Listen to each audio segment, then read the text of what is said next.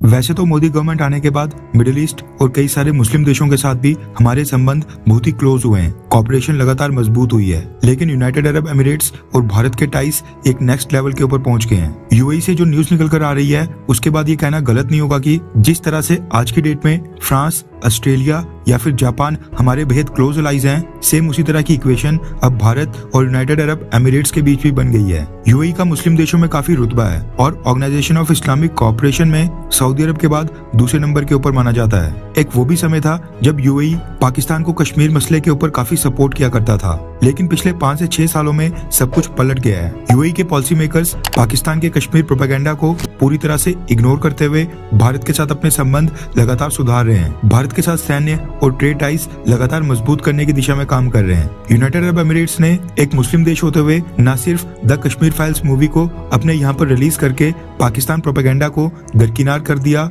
बल्कि कश्मीर के अंदर हॉस्पिटैलिटी और टूरिज्म सेक्टर को वर्ल्ड स्टेज के ऊपर ले जाने के लिए भारत की मदद भी कर रहा है। यूएई ने हाल ही में भारत के साथ फ्री ट्रेड एग्रीमेंट भी साइन किया था, जिससे दोनों देशों के ट्रेडर्स को एक दूसरे देश का इजी और ओपन एक्सेस मिल गया है। रिसेंटली यूएई ने भारत को यूएन सिक्योरिटी काउंसिल का परमानेंट मेंबर बनाए जाने के लिए भी अपनी तरफ से समर्थन देने की घोषणा की थी, और ये बहुत ही बड़ी बात है क्योंकि रिसेंट टाइम्स में बड़े ही कम मुस्लिम देश हैं जिन्होंने यूएन सिक्योरिटी काउंसिल में परमानेंट सीट के लिए भारत को समर्थन दिया हो। और प्रधानमंत्री मोदी का स्वागत करने के लिए जिस तरह से यूएई के प्रेसिडेंट शेख मोहम्मद बिन जायद अल नहयान खुद ही एयरपोर्ट के ऊपर आए थे, उससे साफ होता है कि यूएई भारत के साथ कई दशकों की long term multi dimensional partnership स्थापित करना चाहता है। आज हम ये सब इसलिए डिस्कस कर रहे हैं क्योंकि यूएई ने पाकिस्तान को याद दिला दिया है कि भारत उसके लिए कितनी इंपॉर्टेंस रखता है। रेफरेंस के लिए आपकी स्क्रीन के ऊपर वन इंडिया के आर्टिकल का स्क्रीनशॉट है, जिसके मुताबिक पाकिस्तान और यूनाइटेड अरब एमिरेट्स ने एक साथ मिलकर एक जॉइंट स्टेटमेंट जारी की है, और सरप्राइजिंगली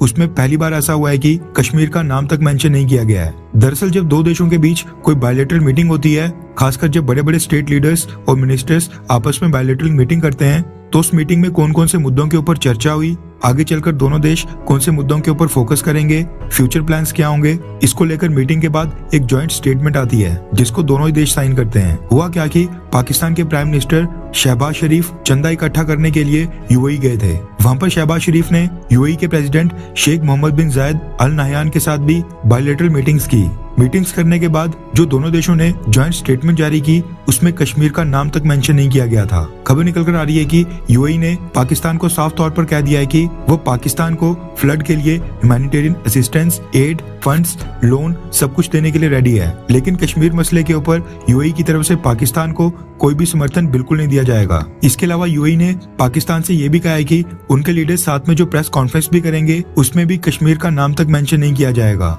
उसके अलावा पाकिस्तान को जो मदद चाहिए यूएई करने के लिए रेडी है। पाकिस्तान मीडिया में यूएई के इस बिहेवियर से काफी नाराजगी है, लेकिन वो कहावत है ना कि beggars are not choosers. Pakistan के साथ भी सेम वही सिचुएशन है। पाकिस्तान के प्राइम मिनिस्टर यूएई में फाइनेंशियल असिस्टेंस मांगने के लिए गए थे, इसलिए उनके पास यूएई की बात मानने के अलावा और कोई भी ऑप्शन नहीं था, और जॉइंट स्टेटमेंट में कश्मीर का नाम तक नहीं लिया गया। इससे पहले मुस्लिम देश पाकिस्तान के साथ जॉइंट स्टेटमेंट में हमेशा कश्मीर मुद्दे को मेंशन किया करते थे, लेकिन यूएई अब भारत को नाराज बिल्कुल नहीं करना चाहता है।